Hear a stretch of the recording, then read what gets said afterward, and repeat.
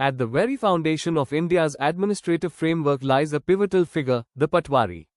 Welcome to a structural breakdown of recruitment, jurisdictional hierarchy, and field mandates governing village-level administration in Rajasthan.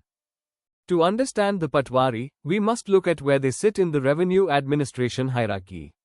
At the top level, we have regional oversight managed by the Divisional Commissioner, followed by the District Collector and Additional District Collector at the district level. Below them sit the Sub-Divisional Officer, the Tahsildar as Tehsil Head, the Nayab Tahsildar, and the Revenue Inspector or ILR. At the absolute apex of grassroots execution, grounded directly in village reality, is the Patwari.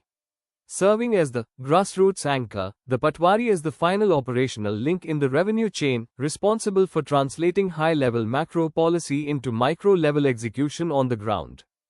The role itself has undergone a significant paradigm shift. Traditionally, a Patwari was viewed simply as a rigid village accountant and land revenue tax collector. However, modern governance demanded evolution. Today, the role transitions toward the modernized mandate of the Lekhpal, an identity emphasizing comprehensive public record keeping, demographic data management, and digital grassroots administration. This official nomenclature shift was recommended by the Rajasthan Administrative Reforms Commission, also known as the Harishchandra Mathur Commission, reflecting the modern complexity of the role. Becoming a commissioned civil servant involves a strict separation of powers across three state pillars.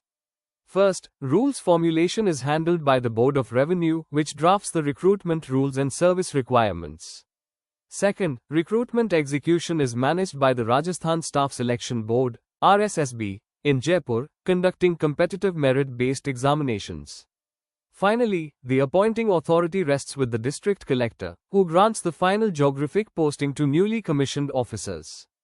Once appointed, selection is only the beginning.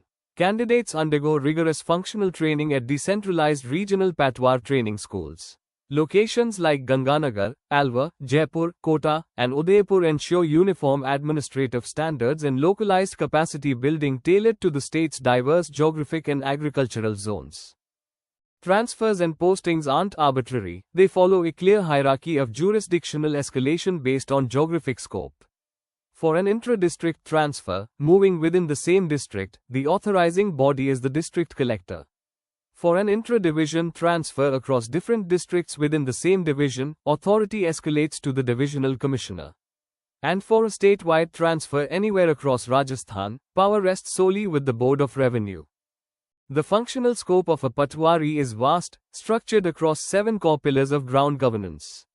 These break down into 4 key domains: revenue maintenance or collection, special campaigns or land reforms execution, crisis management, and rural development or demographic tracking. Let's examine how these break down in the field.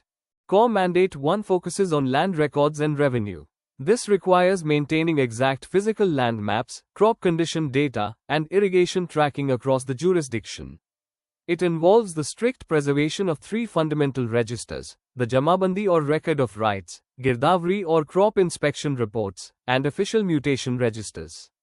Additionally, the Patwari ensures the precise collection of agricultural land taxes, depositing them directly into the state treasury. Core Mandate 2 drives state campaigns and reforms. The Patwari executes physical land reforms on the soil, managing precise boundary demarcations and consolidation. On the digital front, they lead the grassroots push for complete computerization and digitization of historical land records. When major government outreach programs occur, such as Prashashan Gaon Ke Sang or Justice at Your Door, the Patwari serves as the primary ground execution agent.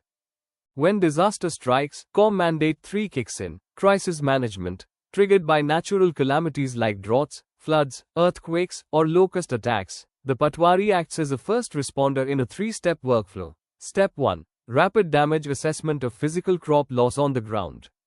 Step 2. Vulnerability identification, pinpointing affected below poverty line, BPL, families requiring immediate aid.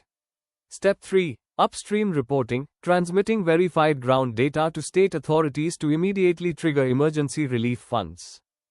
The final pillar covers development, demographics, and protection. Patwaris conduct human and livestock censuses to feed accurate data into state economic planning. They assist the Election Commission in updating local electoral rolls to ensure voter integrity. Through Simagian, they legally authenticate land documents and establish boundaries. Finally, acting as the state's sentry, they monitor public lands and report illegal encroachments directly to the Tehsildar. In synthesis, the Patwari is far more than a village clerk, they are the administrative hourglass of government. Top-down state policy, from land reforms to emergency funds, cannot reach the citizen without this vital node. Conversely, bottom-up ground realities, from crop losses to land records, cannot reach top-level policymakers without them. The Patwari remains, truly, the indispensable eyes and ears of state administration. Don't forget to subscribe, like, share, comment if you enjoyed this quick revision.